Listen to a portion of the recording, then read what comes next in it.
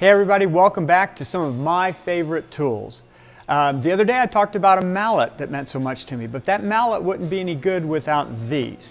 When I first started lecturing, it was in the late 80s, and I started lecturing both domestically and internationally.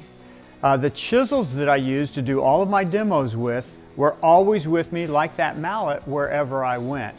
And these are the chisels. Now I just recently retired them because Doug, who works for me, who's probably one of the best technicians on earth, bought me a new set of chisels for Christmas a few years ago. But these are all worn down. They're as small as they are because of all the times I've had to sharpen them.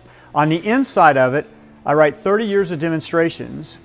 I had demonstrated in hundreds of different cities to hundreds and hundreds and hundreds of thousands of people. Now this isn't YouTube with views. These are people who physically are there in front of me. They ask questions. We talk about the process of woodworking. It's the real side of education. And these tools have been with me for every dovetail I've ever cut on the road. So I'm really partial to these. Hey, you want to hear more? Come back and see us at marcadams.com.